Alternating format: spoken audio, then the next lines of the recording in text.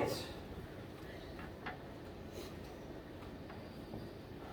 How are we doing first day back?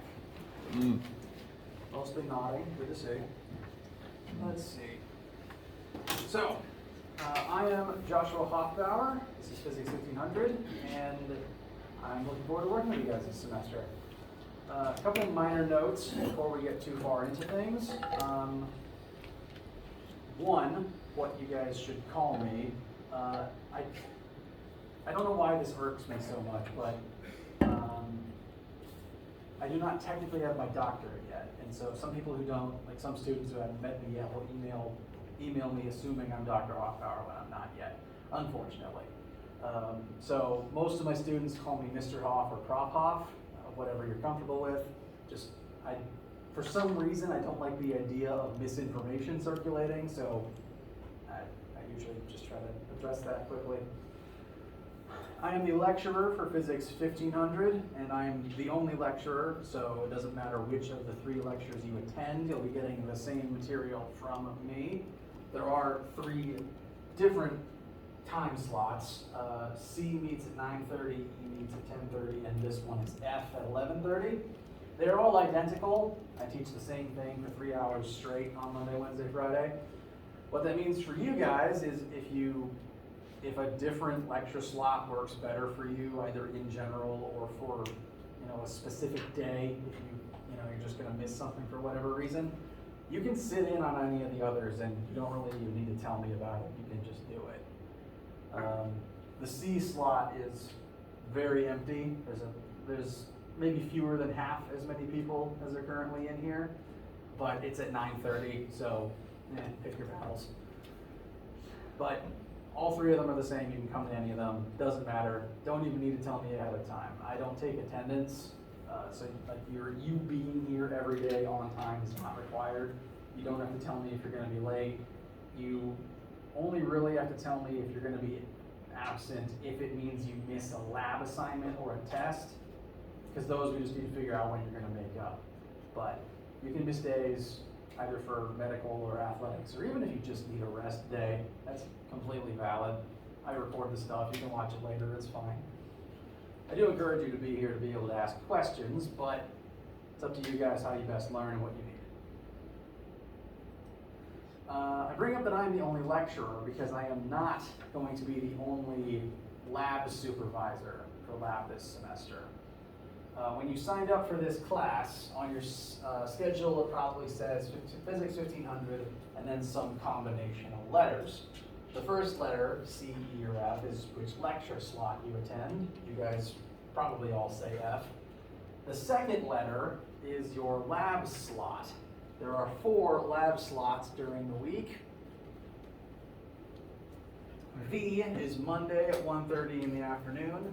S is Tuesday at 8 in the morning. Do be aware that Tuesday one is at a very different time of day.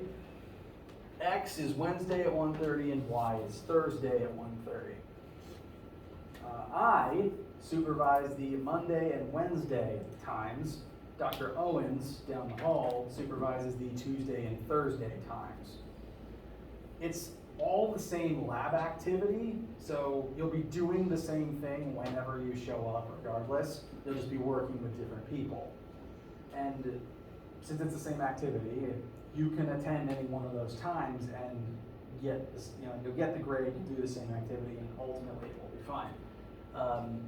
I would like you to email me ahead of time if you know you're going to miss something, so that we can work out which other time slot during the week will work for you if you need to make up a lab. You can miss class for any reason, but if you need to make up a lab, I'd like you to tell me, because we need to figure out if there's an open seat for you in that section, because some of them have more people in them than others, and there's a limited number of chairs, a limited number of lab setups. So, missing lab and missing tests, that's what you should tell me about ahead of time, or as soon as you know it's going to happen. And make sure you're aware which slot you're signed up for. Any questions at this particular point? All right. We'll start talking about all the nitty-gritty details. Everyone loves diving through the syllabus on day 1, I know. But before that, hopefully,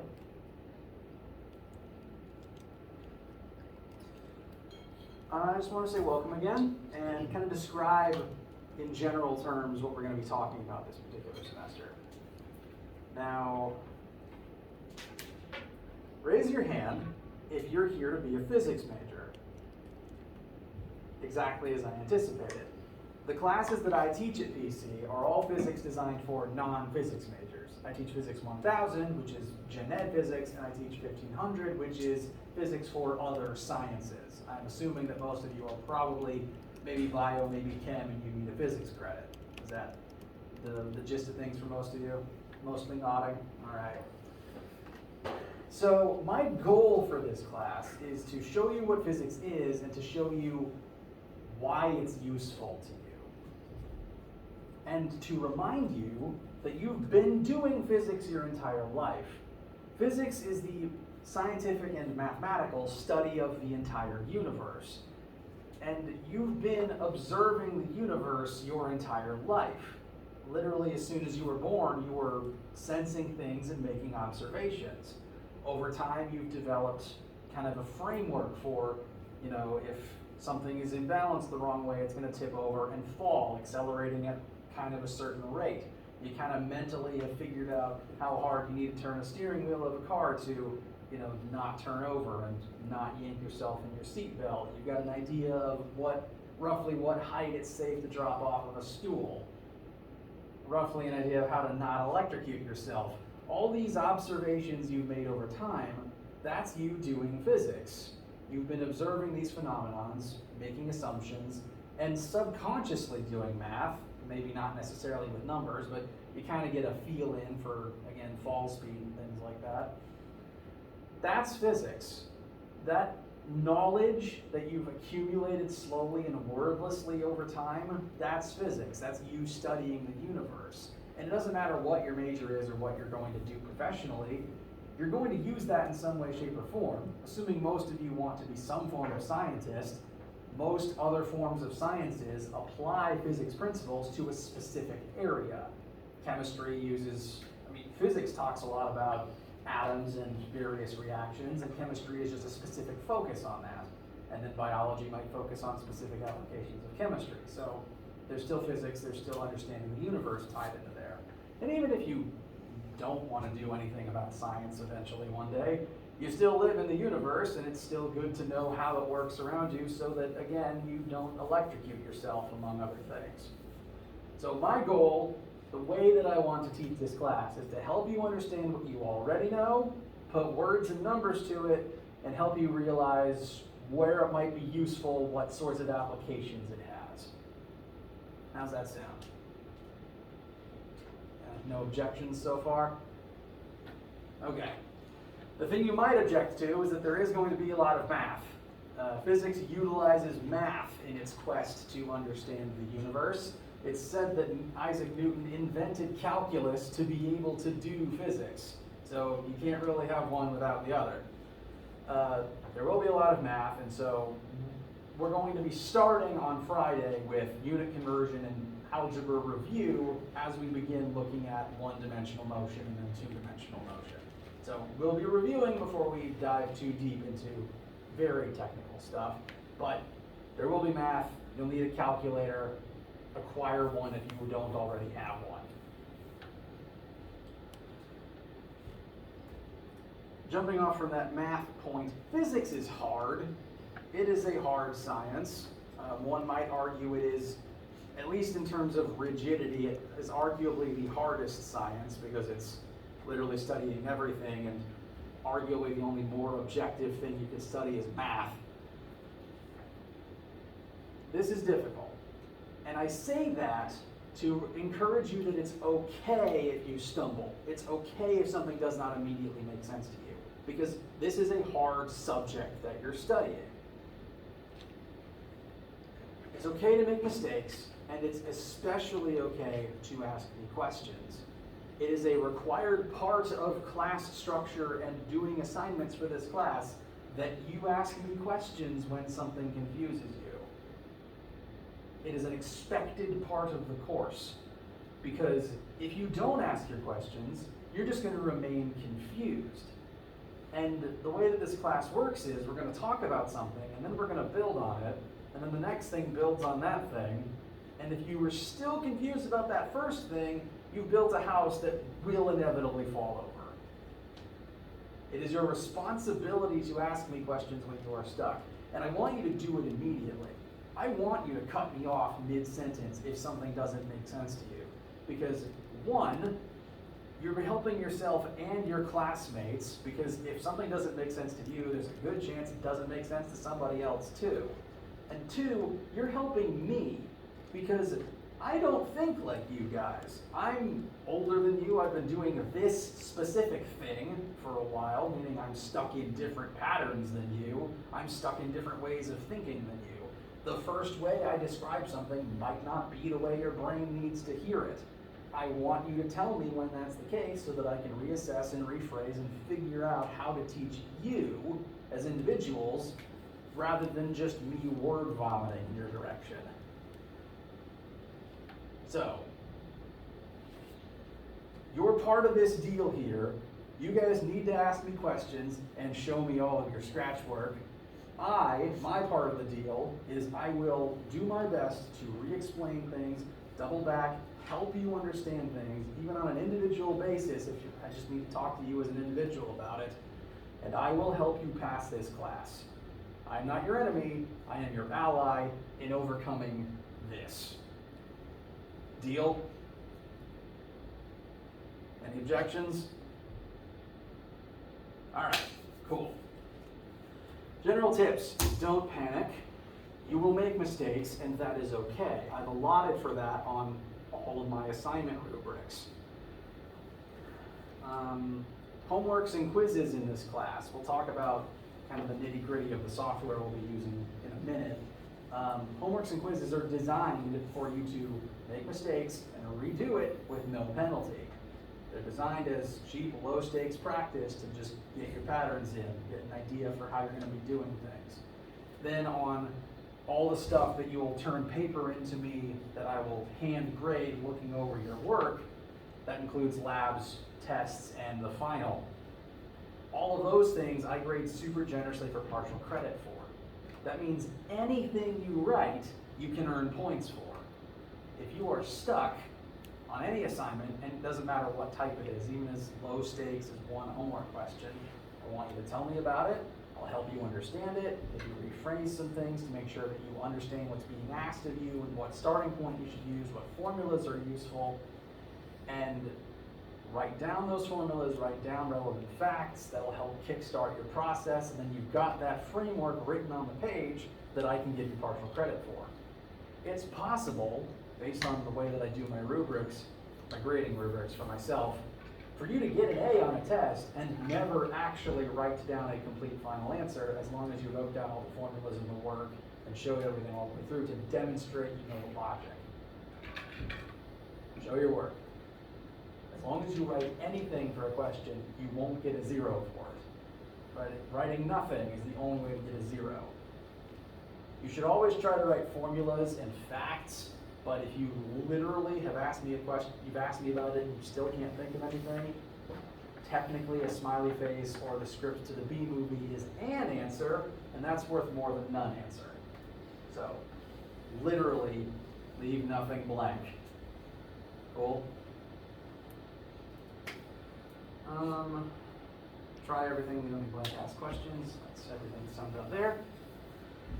And before we get back to the syllabus, hello again. Just a little bit about me. I'm actually a PC grad. I was a physics major, graduated in 2014 from here with a math minor, and I actually was sitting exactly where you guys are sitting.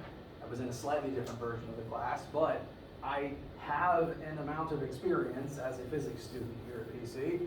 A lot's changed over the years, but I have an amount of insight that some of your teachers might not, so I want to use that to help you where I can. I am very glad to be back. I do really enjoy working here, and I do look forward to getting to know you guys and working with you guys this term. And possibly even over the whole year if you take Physics 1510 as well.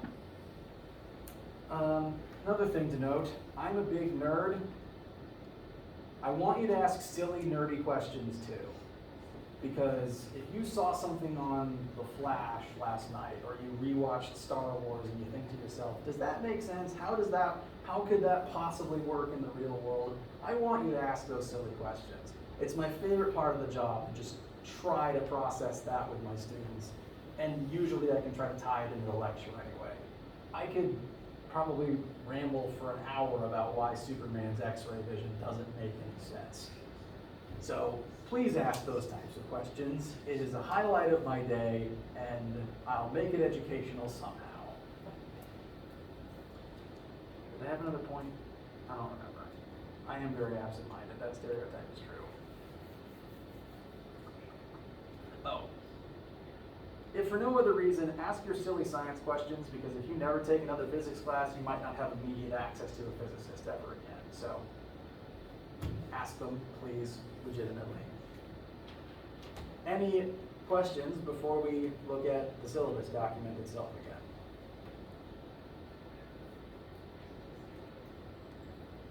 All right. I also ask constantly if you have questions. I know it probably gets annoying after a while, but like I said, ask them when you got them. All right. Now it's the first day, so we're really just going to mostly focus on syllabus, probably like all your other classes are. Friday, again, we'll begin with the algebra practice and unit conversions and one-dimensional motion stuff. As an additional note, no lab this week. I usually cancel lab any week where the whole week, like if for any reason, like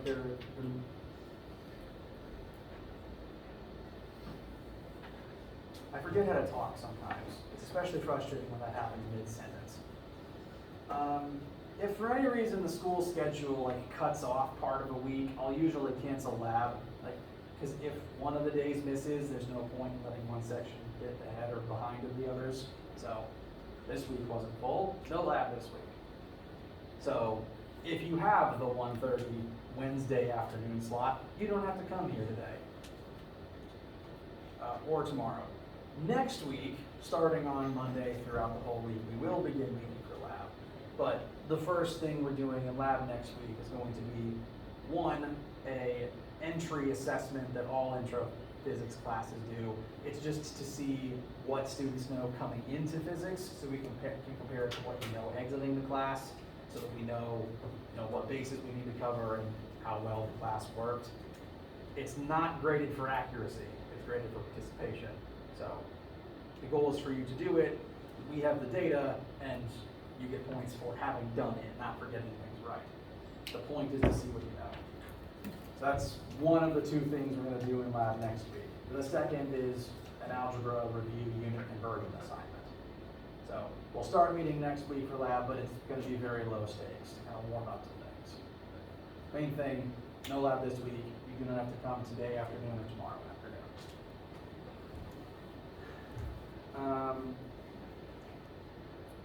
As for the syllabus and all that lovely critical information, I keep my syllabus on the course Brightspace page.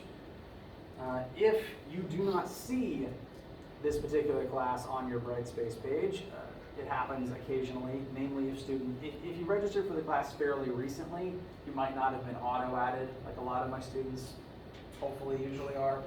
So if you do not see Hoffbauer General Physics 1 Fall 22 somewhere on your Brightspace dashboard, please let me know and I will make sure you get added.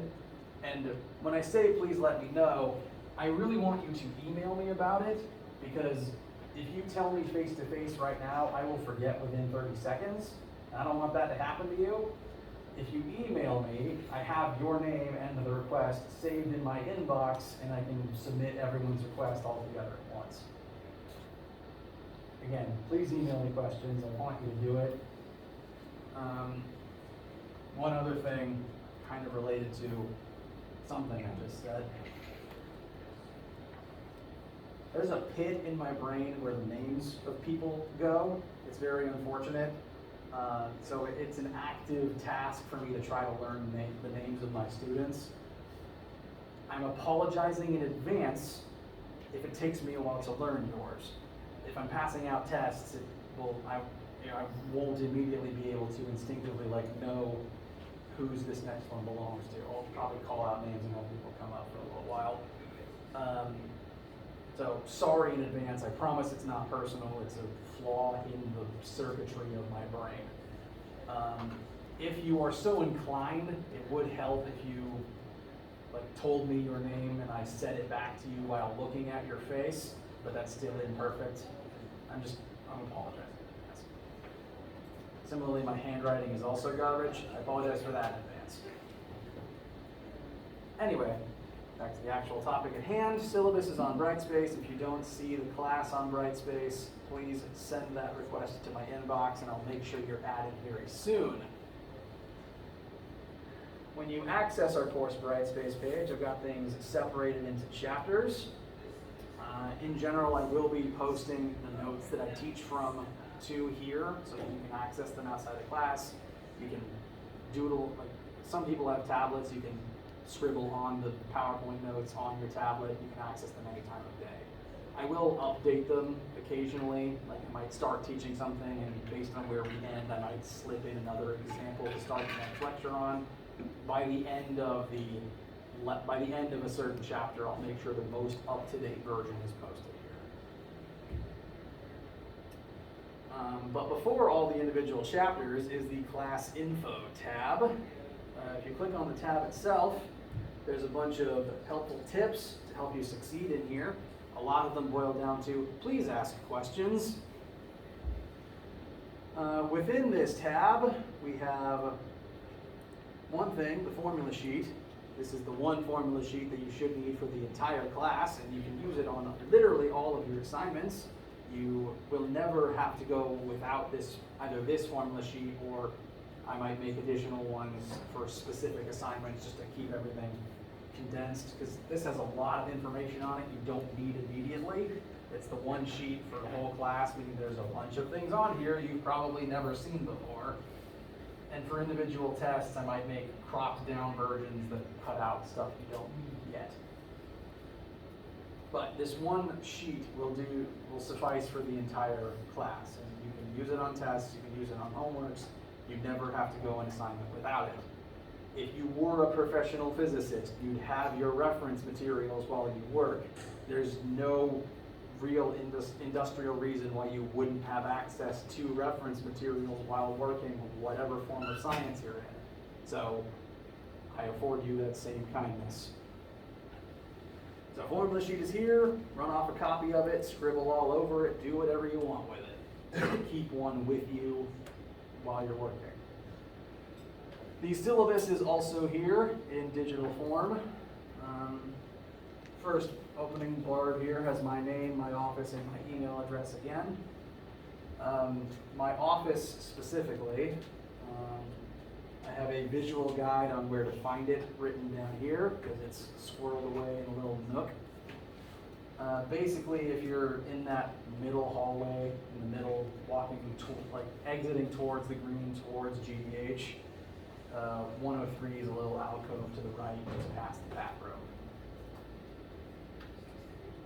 I do encourage, you can come ask me questions there whenever you need to. If I'm not there, please email me. I will respond to you as soon as I'm not driving and not asleep. 3 things to definitely note, I guess really 2 things in this blurb. One is the YouTube channel where I put all of my recorded lectures. It's just a database that goes back for as long as I've been recording them. I try to post new ones there within a couple hours of when I taught them. So again, if you miss class, go there.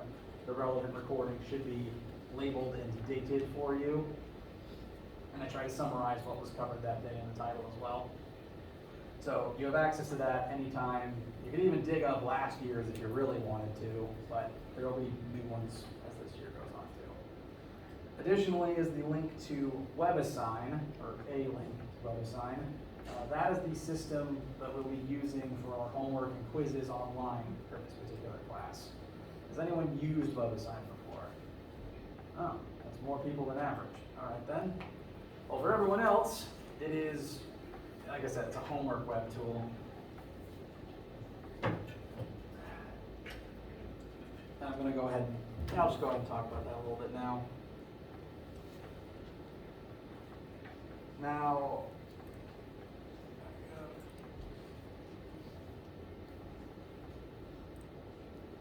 if you're logging into WebAssign for the first time, no, back up again. WebAssign is how we're going to do all of our homeworks and quizzes. The goal being they're online, you can access them anytime, and without need of me constantly handing you physical objects and you having to pass them back to me.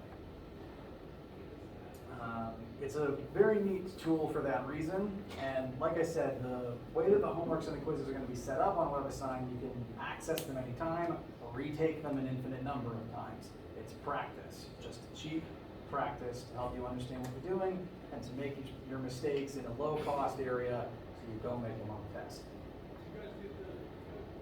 Your, I guess, first homework assignment for this class is just making sure you can access the course on WebAssign. Nothing's due there yet. Right now, the only thing you need to be doing for this class is making sure that you can access it within this first week, and I will provide instructions on how to do that.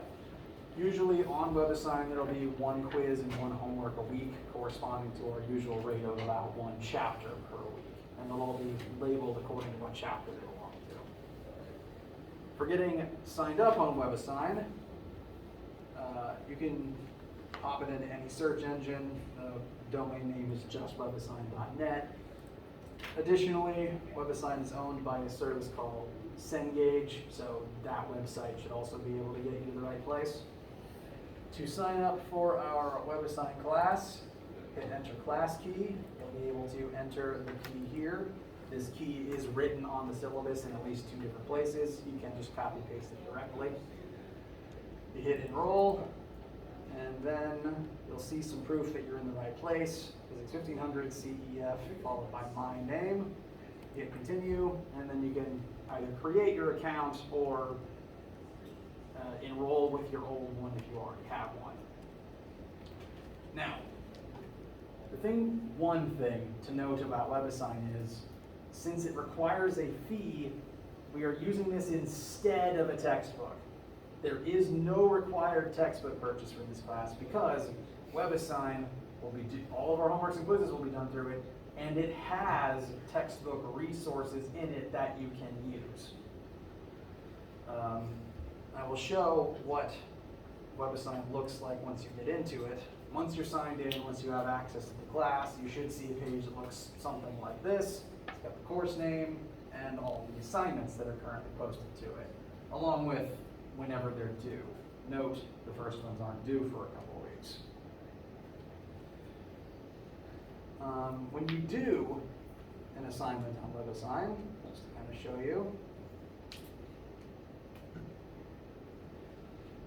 the questions will be listed here, and within these WebAssign menus, you will be able to access some materials to help with these questions. Some questions can link you directly to sample questions or articles that will help that will help you work through them, and those are all taken directly from the textbook that these questions originally came out of. So there's no need to buy a book because everything you need out of the book is in here. As a result, the fee for accessing WebAssign is basically your textbook fee for this class, and when you create your account, you will be asked to purchase some amount of access to WebAssign. You should be able to use your textbook fees, your scholarships and grants for that purpose, because it is a school fee, it is basically the textbook fee. And so you should be able to allocate those specific funds to this specific thing. To make sure that everyone has time to allocate those things and get into the class, one, nothing's due on it for a little while. Make sure you can get into it, make sure there's no issues.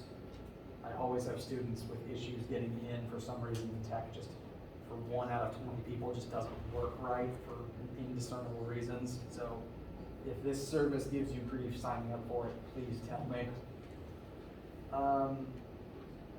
2, it is possible to access the assignments without actually paying first, because there is a 2-week trial window, basically. When you create your account, there's a way that you can click using grace period, to get in here without actually having to give them money first. Instead, they'll ask you for money at the end of 2 weeks, so that you have time to get in and start working on things while you get like the grants and the textbook scholarship stuff rearranged and reallocated for this purpose. And again, you do not have to buy a book. There is the title of the book that all of this came out of is listed on the syllabus, but only if you want a book as reference material. Some people like having that physical thing if you want it. You don't need to though. So this is, I've said that several times. I tend to repeat myself.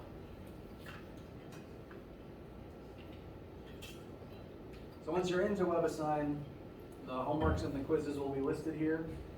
Homeworks will be usually about 10 questions on average. This first one's a little longer because it's 2 chapters lumped into one. They're usually about 10 questions, one week, 1 homework, 1 chapter each. And the goal is for you to be able to load it up when we first start a chapter and be able to work on it over the course of that week. Log in, try a few, log out, come back to it later when you've learned more and when you're ready for it. They're very low stakes practice. You can input your answer, it'll tell you if you're right or not, and if you're wrong, you just keep trying. There's no penalty for continuously retrying either. You just keep inputting variations of the answer until it takes. Now sometimes, this being a machine and therefore being imperfect, sometimes I have experienced where WebAssign's just incorrect about something. Like it'll give you a question, you'll work it, you'll get an answer that I would say is right, but that it judges as wrong for some dumb reason that a human wouldn't really care about. That happens from time to time. So if for any reason WebAssign is just giving you grief, like you're working on something, you're certain you're right, but it's not accepting your answer, again, tell me. I will log in through the teacher side of things, check your answer, rework it myself to make sure you're right, and if you're right and WebAssign is just being dumb because it's a dumb machine, then I will give you your points and fix your score. I've coded it to try to increase its tolerance on like rounding and sig figs, but like I said, it's very, no matter how smart a machine is, it keeps screwing up when it comes to logic. So again, the grade that I give you is more important than whether it says you're right or not. Cool. All right, homeworks will be about 10 questions. There'll be about 1 a week. The quizzes are also here. There'll be 1 quiz for every homework. And the main point of the quizzes is they're very short. They're like 1 to 3 questions. They're designed to be done in about 20 minutes. The purpose of the quiz is, it's still very low stakes practice, but it's practice that kind of simulates, can you do this in a test-like environment under a very generous timer and without your notes and without your classmates. And you submit your test answer, you submit your quiz answers, it tells you if you're right or not, and then you can immediately retry it. So again, I consider the quizzes to kind of be like the final boss of the homework assignment. You work on the homework over the week, make sure everything makes sense. Once you're done with that, once the homework is due, do the quiz, make sure it makes sense, and then we move on to the next chapter. Again, very low stakes, I promise.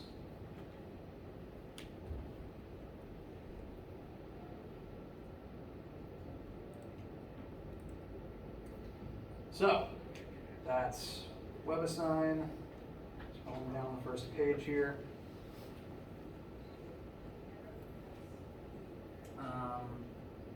Looking at some of the grade information real quick, I use a 10-point scale, so if you want an A in here, all you need is a 90, and then that's an A, the A, that's all you need. And then is the allocation of percentage of your final grade each particular type of assignment is. Homeworks and quizzes are a very small amount of your grade, very, very small. There's going to be about 10 homeworks. Homework makes up 10% of your grade, meaning 1 homework assignment is only about 1% of your grade. You can bomb a homework and still have a 99. It will be fine, I promise you. Quizzes are even lower than that. One quiz is going to be like 0.5% of your grade. Very low stakes practice. Labs, they will make up more of your grade because they're the practical application of what we're learning. For labs, you should come in, make your best attempt with your lab team. You'll be able to, lab assignments, you'll come in, you'll have a packet with all the questions and all the setup information that you need, along with me or Dr. Owens there to explain, give a little mini lecture to make sure everything works as the experiment proceeds. By the end of lab, you will have completed your packet with your teammates, you turn it in and you're done. There's no take-home portion, there's no like lab report that you do after the fact. You come in, you finish, and then you go home. Lab is slotted to take 3 hours, but most people finish in about an hour and a half. Again, show your work. I grade super generously for partial credit or partial explanations. Leave nothing blank. Lab teams will be about 2 to 3 people. You'll never have to work a lab by yourself. Even if you have to make one up outside of class, I will stand in as your lab partner, basically. Then there's the tests and the final, which all work basically the same way. We'll have one test about partway through the semester, one test near the end of the semester, and then there'll be the final at the very end. Tests will be about 8 to 10 questions, cumulative to what we've learned by that point in the course. Again, show your partial credit, ask me questions while the test is being administered. I'll make sure that you have plenty of time on the test itself. The physics department has changed how tests have been administered over the years, and we've continued experimenting with it as COVID has gone on. So the exact test format is still being decided upon at this particular time, but as with all of my tests, I will make sure you know at least 2 weeks ahead of time when it will be, what it will look like, and have review materials for it. I always post practice questions and a review guide. So you'll know ahead of time when it is and what you need to be able to understand for it, and if you're going to miss it, we can figure out what you'll do, like when you'll take it instead. The exam works the exact same way, it's just longer. And you'll have access to a formula sheet and a calculator for all of these. Additionally, for quizzes, homeworks, and labs, you can work with your classmates on all of them. I encourage you to work together, form a group chat if you want.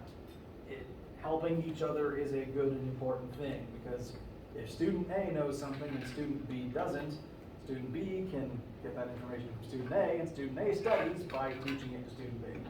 So, teamwork is good.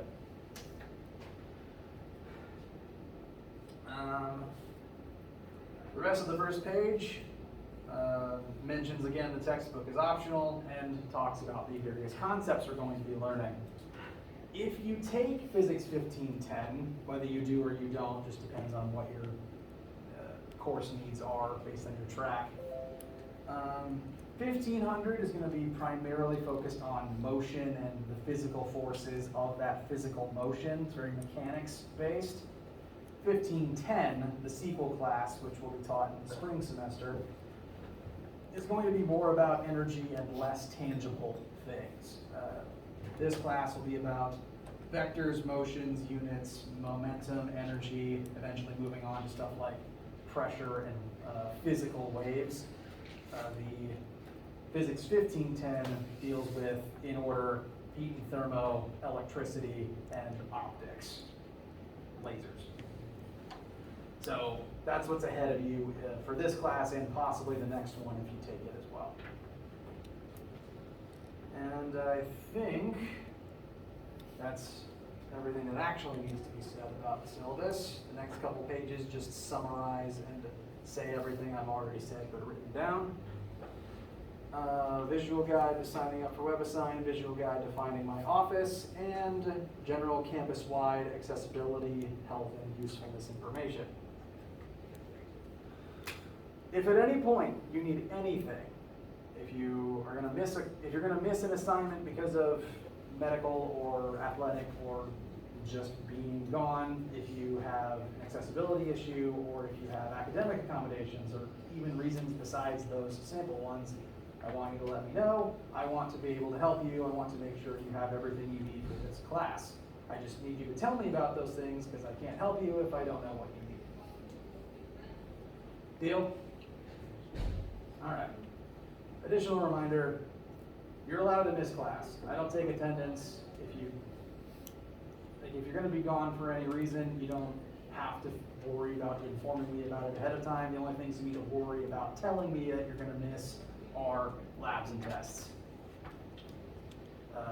You can skip a day if you need a mental health day or just to sleep in. Just make sure you watch the recording after the fact. Cool. Any questions about anything, be it course related or a silly science question that's popped into your head? Yes? Do you, would we just email you for office hours, or just? Oh, right. I keep forgetting to write those down. I'm sorry. Yes, one, you can email me literally any time of day. Doesn't matter if I'm in the building or not. Two, I suppose I always forget to write them down because I have a slight,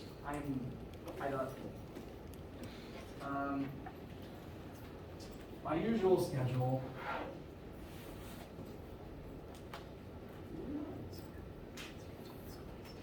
All of my markers are died.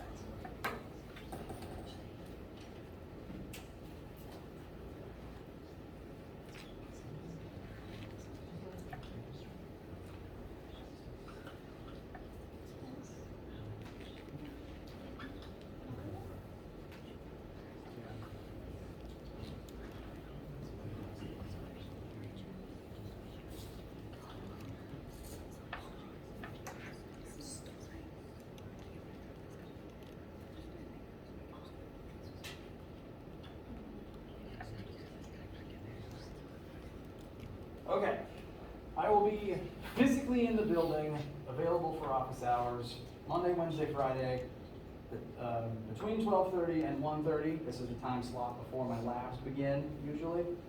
And slightly less availability on Friday, probably, but I will be in the building prepping next week's lab from between 2 and 5. If, for any reason, you cannot find me in this building during those times, email me again, literally any time of day. My emails route to my phone, I will get them. I promise. Questions, needs, comments, concerns, etc. Haiku even. All right. No lab this week. We'll meet Friday for review and algebra and motion beginnings. And let me know what you need as you need it. If I don't see you till then, have a wonderful day.